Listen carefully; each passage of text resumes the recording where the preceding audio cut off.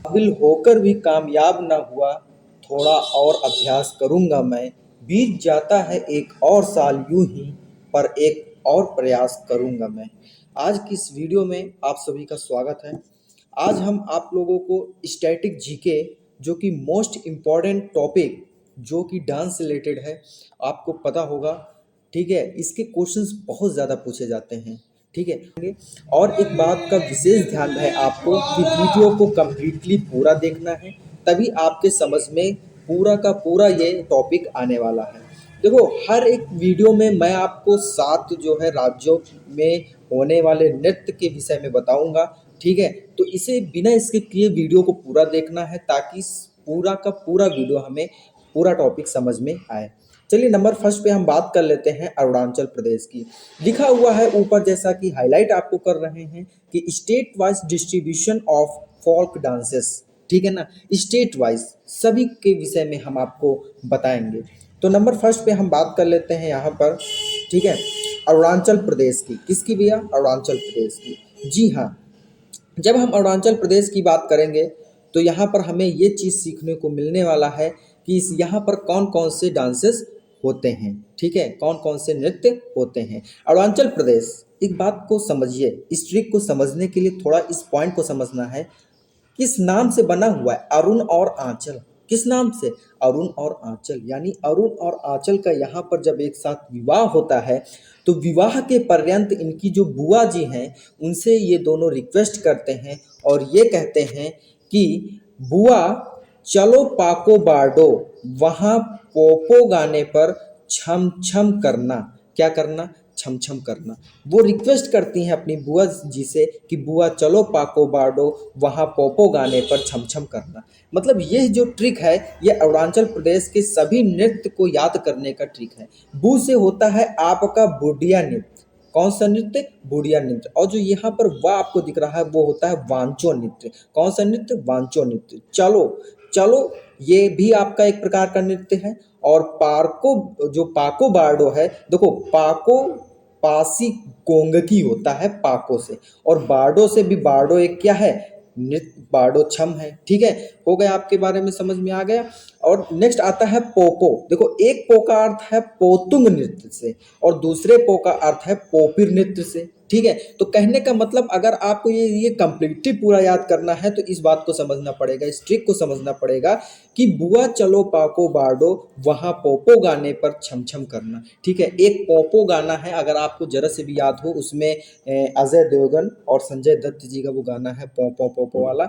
तो वो वाले गाने पर बुआ जी को क्या करना है? छम छम करना है। ये ट्रिक अरुणाचल प्रदेश के लिए है। और इसी से कैसे याद होगा? तो अरुण और आंचल का एक साथ क्या हो रहा है? विवाह हो रहा। तो उसमें जब फंक्शन में नाच गाने का समारोह होता है, तो वहाँ पर बुआ को सबसे पहले इनवाइट किया जाता है ना, डांस के लिए। तो उसी पर बेस ये ट्रिक है, तो आपको ये ट्रिक समझ में आई होगी। नेक्स्ट हम बात करते हैं असम की। देखिए, असम में क्या है? असम की जो ट्रिक है वो हमने बनाया है कि भोर देव बिहु झूमर सलिरुम्बा। कहने का मतलब ये है कि असम में क्या होता है कि वहाँ की जो बेटा महिलाएं होती हैं, वहाँ की जो महिलाएं होती हैं, वो इस तरीके के ट्रिक के साथ गाती हैं और अपने जीवन को सुखमय बनाती हैं। कैसे? वो ट्रिक है भोर देव बिहु झूमर सलिरुम्बा। भोर, भोर मतलब होता है सुबह। और असम की मैं बात कर लूँ, असम की, अगर मैं असम की बात करूँ, तो देखो ये है एक स्पेलिंग लिखी हुई है, जिसको हम पढ़ सकते हैं शाम। क्या पढ़ सकते हैं? शाम। अगर शाम हो सकता है, तो क्या सुबह नहीं हो सकती? जरूर हो सकती है। तो वहाँ की महिलाओं में एक अलग सा ही क्या होता है? जज्बा होता है। तो जब वो सुबह उठती हैं, तो वो भोर, यानी भोर देव बिहु झूमर सलिरुम्बा, झूमर मीन्स होता है झूमती हैं, नाचती गाती हैं। किसका नाम लेकर के? देवों का नाम लेकर के, देवों के गीत गा करके। ठीक है, कौन? बिहू। बिहू मतलब होता है वहाँ की बहुएं। बिहू का मतलब क्या हो गया? वहाँ की बहुएं, बहू का तात्पर्य है बिहू से।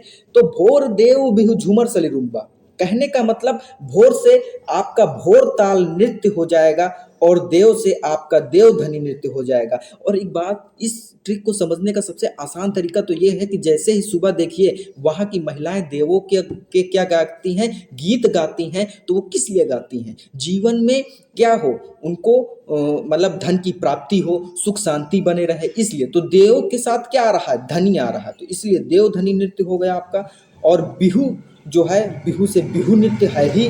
आपका झूमर है तो झूमर नृत्य है, ठीक है। आपका सलीरुम्बा है, सली से याद आया कि सलनिया नृत्य है, और रुम्बा से याद आया कि बगरुम्बा नृत्य है। याद रखिए, ठीक है, इस बात को आप अच्छे से याद रखिए। और ये जो ट्रिक है ना, ये बहुत ही सिंपल ट्रिक है। मैं आपको बताता हूँ, इससे ज़्यादा सिंपल ट्रिक आपको कहीं नहीं मिल सकती।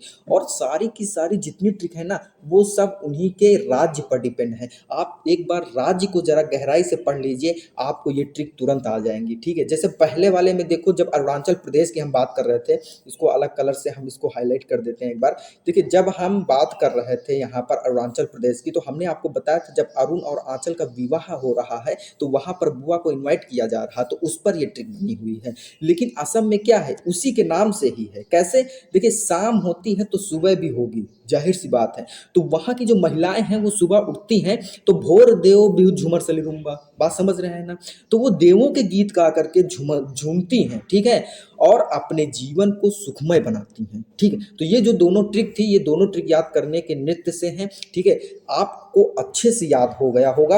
और ये ट्रिक बहुत ही सिंपल है। अगर ट्रिक भी आपको नहीं याद हो पाती, कोई दिक्कत नहीं, एक बार जरा आप राज्य को गहराई से पढ़ लीजिए, ये ट्रिक तुरंत आ जाएंगी, ठीक है ना। चलिए नेक्स्ट, और हम आगे की ओर चलते हैं और आपको बताते हैं नेक्स्ट राज्यों के कौन कौन से नृत्य हैं। एक चीज़ को याद रखिए, अगर आपको इस टॉपिक को और साथ साथ इसके ट्रिक को लिखना है तो अभी आप स्क्रीनशॉट ले लीजिए और अपने नोटबुक में नोट कर लीजिए। चलिए चलते हैं नेक्स्ट राज्य में। नेक्स्ट राज्य है आपका बिहार, छत्तीसगढ़ और गुजरात। बिहार, छत्तीसगढ़ और गुजरात। अब यहाँ के नृत्य आपको याद करने का सबसे बेहद तरीका हम आपको एकदम सिंपल सा बताते हैं। देखिए, जो आपका बिहार है ना, बिहार देखिए, इसकी जो ट्रिक है वो है सिर्फ बिहार, यानी उसी के नाम से ही ट्रिक है। कैसे? देखो, बी आता है ना, क्या आता है? बी आता है ना। बी का मतलब यहाँ पर होता है बखो बखैन। क्या होता है भैया? बखो बखैन होता है, बखो बखैन, ठीक है। तो यह एक क्या है? नृत्य है। तो बी से तो बखो बखैन हो गया, लेकिन आपको एक काम करना है, ये बिहार में एच को साइलेंट पे रखना है और केवल बचता है आई A R, I A R. तो आई ए आर से एक शब्द बनता है, किसी का नाम बनता है, और वो बनता है रिया। हम ऐसे लिख देंगे रिया को, आर आई ए, रिया। तो रिया से याद आता है कि रिया देखिए यहाँ पर भी है रिया, तो इसलिए ये एक नृत्य है जिसको हम कहते हैं पंवरिया। क्या कहते हैं भैया? पंवरिया। इस तरह से आपको उसी के नाम से, उसी राज्य के नाम से आपको ये नृत्य याद हो जाता है कि पंवरिया भी एक क्या है? नृत्य है। तो कहने का मतलब आपको बहुत ज़्यादा इसमें दिमाग लगाने की आवश्यकता नहीं है। अगर बिहार के नृत्य आते हैं तो बिहार के आप उसी वर्ड पे जाइए और देखिए बी से क्या होता है? बखो बखायन होता है, और एच को साइलेंट पे रखिए तो आपका रिया हो जाता है, और रिया से होता है पवरिया। बस आपको एक नृत्य याद रखना पड़ता है और वो है जटा जटिन। क्या है? जटा जटिन। बस आपका ये पूरे के पूरे नृत्य बिहार के क्या हो जाते हैं? कंप्लीट हो जाते हैं। आई बात समझ में? नेक्स्ट हम चलते हैं छत्तीसगढ़ पे। देखिए, छत्तीसगढ़, 36 का आंकड़ा है। किसका आंकड़ा है? 36 का आंकड़ा है। कहने का मतलब जब किसी का विवाह होता है तो कितने गुण देखे जाते हैं? 36 के 36 गुण मिलने चाहिए, लोग कहते हैं, लेकिन नहीं मिलते हैं, 28 से 27 मिलते हैं। लेकिन इस बात को याद रखिए, हमारा ये याद करने का ट्रिक है कि छत्तीसगढ़ में 36 होना बहुत जरूरी है। और आपको बता दें, 36 गुण, और जब विवाह होता है तो उसमें 3 संख्याएं बहुत ही पुण्य होता है। वो 3 संख्याओं का पुण्य माना जाता है, 3, 5 और 7, ठीक है। तो 3 को हम हटा देते हैं, 7 को हटा देते हैं, 5 को याद रखते हैं। तो इसलिए छत्तीसगढ़ में जो होता है, नृत्यों की जो संख्या होती है वो 5 होती है। जो नृत्य होते हैं वो कितने होते हैं? 5 नृत्य होते हैं। तो कौन कौन से? जैसे पहला, अभी पहले इसको हम ट्रिक के विषय में बताएंगे आपको। देखिए, सैला सुआ पंथी नाचा और पंडवानी राउत नाच। बस 2 लाइन का है, सैला सुआ पंथी नाचा, पांडवानी राउत नाच। एक चीज को याद रखिए, देखिए, सुआ पंखी आपने कभी नाम सुना है? सुआ पंखी, सुआ पंखी लोग कहते हैं ये एक कलर है कि नहीं? सुआ पंखी कलर होता है कि नहीं होता है? तो सुआ पंखी के कलर से हमने सुआ पंथी बनाया। मतलब सैला क्या होता है आपको पता है? सैला होता है, सैल मीन्स होता है आपको बता दे पर्वत कह सकते हो। तो पर्वत पर सुआ पंथी नाचा, क्या नाचा? सुआ पंथी नाचा। और पनवानी राउत नाच, और पनवानी क्या कर रही है? राउत को नाच रही है। ठीक है, तो कहने का मतलब अगर इस ट्रिक को आपके समझ में नहीं आ रही तो आप दूसरे तरीके से समझिए। दूसरा तरीका क्या है? दूसरा तरीका यह है, देखिए छत्तीसगढ़, जब इसका नाम लेंगे ना तो ऐसा लगता है छत्तीसगढ़, गढ़ का मतलब होता है, ऐसा लगता है बहुत पर्वतों और पहाड़ों जैसा नाम है। तो जब पर्वतों और पहाड़ों जैसा नाम है तो इसीलिए तो आया ये शब्द कि सैला सुआ पंथी नाचा और पंडवानी राउत नाच। कहने का मतलब सैल यानी पर्वत पर सुआ पंथी नाच रहा है और पंडवानी राउत नाच नाच। तो कहने का मतलब अब इसी ट्रिक के मदद से हम पांचों के पांचों नृत्य याद कर सकते हैं। जैसे पहला आता है सैला, तो सैला नृत्य हो जाता है। दूसरा आता है सुआ, तो सुआ से सुआ नाचा हो जाता है। पंथी आ जाता है ना, तो पंथी नृत्य हो जाता है। ठीक है, और ये जो नाचा है ना, ये हमेशा सुआ नाचा के साथ ही ऐड होगा। ठीक है ना, जुड़ेगा। अब नेक्स्ट आता है पनवानी। पनवानी से याद आता है, पनवानी भी एक प्रकार का क्या है भैया? आपका नृत्य है। ठीक है, तो पनवानी और राउत नाच तो या तो एक क्या है? कृति है ही। आई बात समझ में? तो कहने का मतलब है कि इस ट्रिक के द्वारा भी आप क्या कर सकते हो? पांचों के पांचों जो है नृत्य को आप याद कर सकते हो, कोई दिक्कत की बात नहीं है। नेक्स्ट हम बात करने वाले हैं गुजरात की, उस पे चलते हैं और हम आपको बताते हैं गुजरात में कौन कौन से ऐसे नृत्य हैं और जिन्हें आप बेसिक ट्रिक से आप याद कर सकते हैं हमेशा हमेशा के लिए। देखिए ट्रिक क्या है, पहले इसको समझते हैं।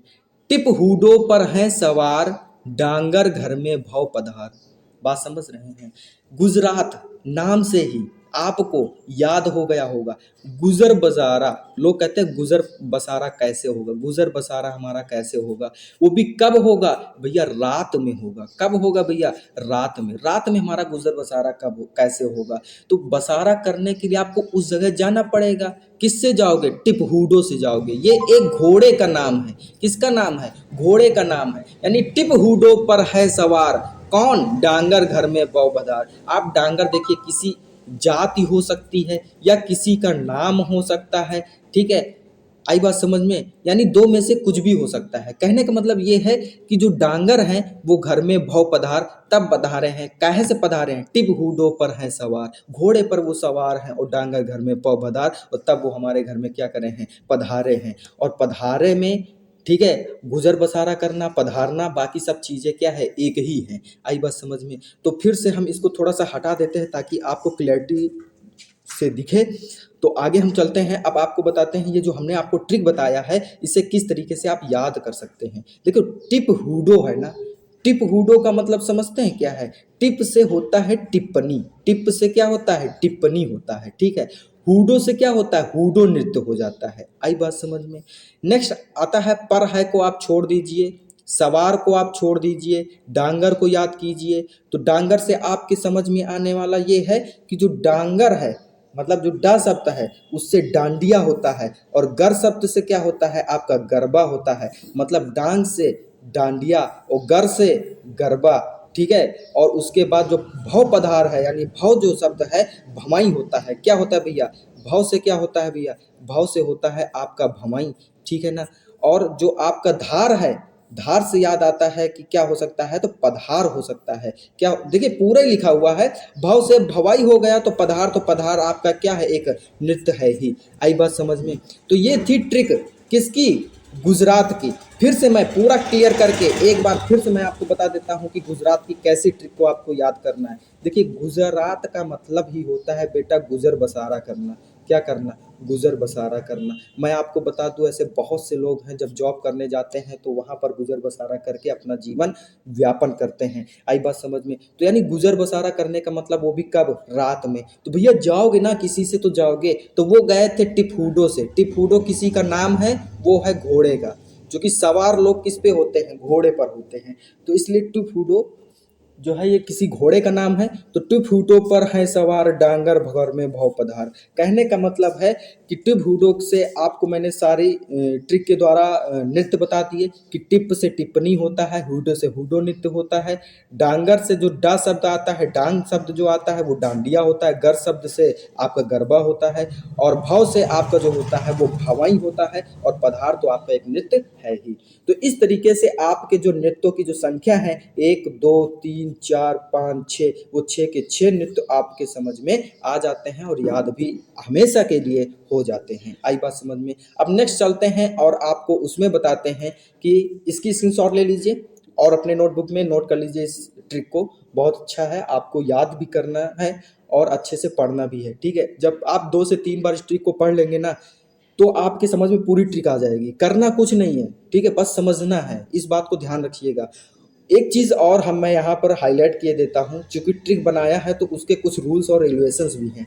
देखिए, ये जितनी भी ट्रिक्स हैं वो सब राज्यों के नाम पर ही डिपेंड है। किस पे डिपेंड है?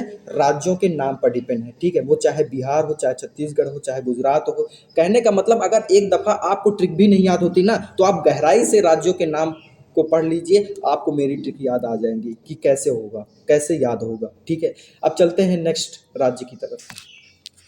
यहाँ पर हम पढ़ने वाले हैं 2 राज्य।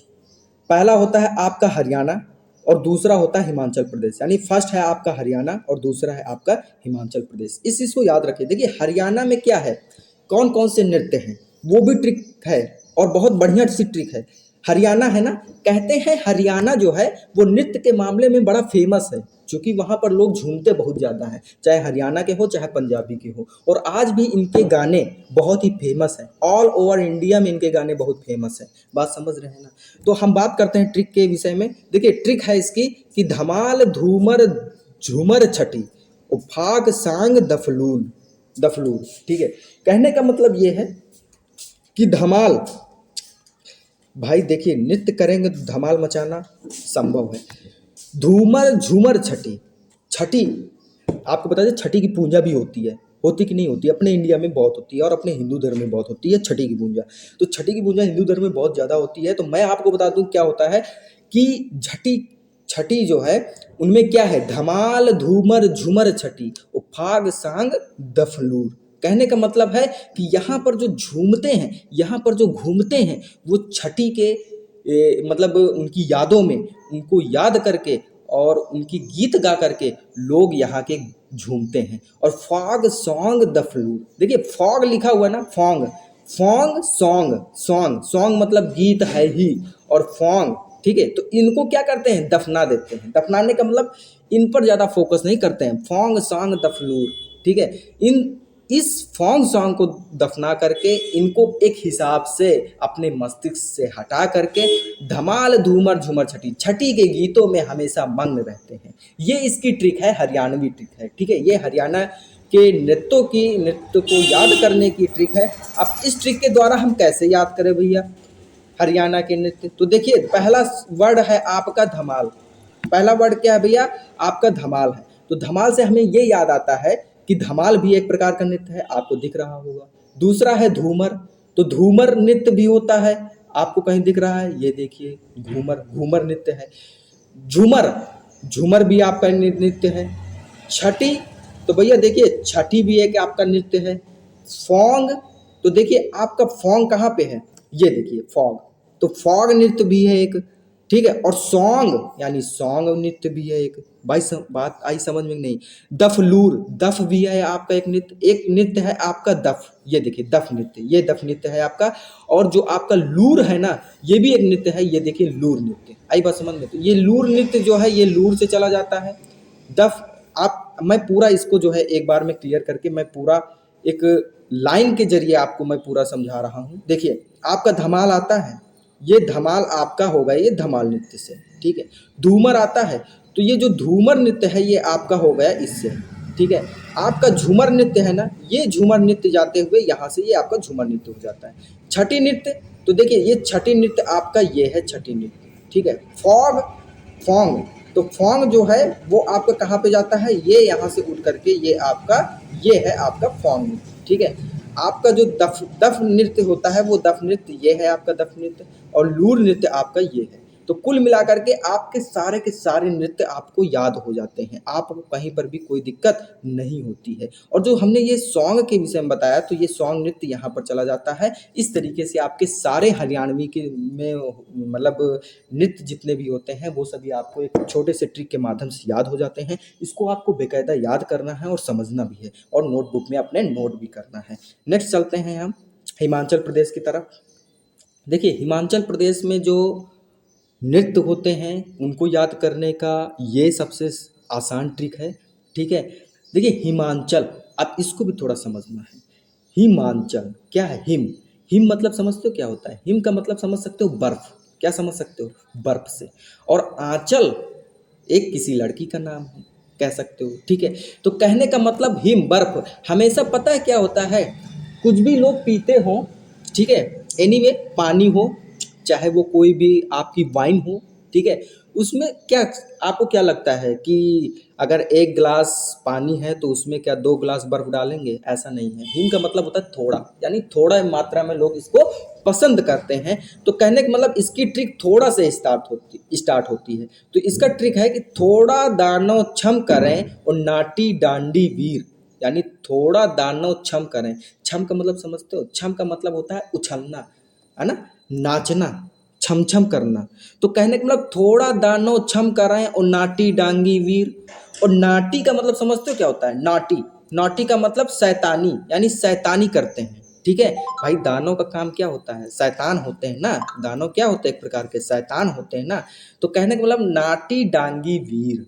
ठीक है, थोड़ा दानो छम करें और नाटी डांगी वीर। कहने का मतलब एक तो पहला जो आपकी लाइन है, इस लाइन में बताया जा रहा है कि दानव काम कौन सा कर रहे हैं, और दूसरी लाइन में बताया जा रहा है कि दानव के गुण कौन कौन से हैं। जैसे दानव देखो नाटी है, शरारत करता है, और डांगी हो सकता है नाम है उसका, ठीक है, और दूसरा है वीर, और वीरता तो इसमें होती है शैतानों में। ठीक है, तो कहने का मतलब थोड़ा दानव छम कराए नाटी डांगी वीर। तो इस तरीके से आप इस छोटे से ट्रिक के माध्यम से हिमाचल प्रदेश के सभी जो है आप नृत्य याद कर सकते हो। ठीक है, तो थोड़ा से अभी इसको हम पूरा क्लियर करते हैं।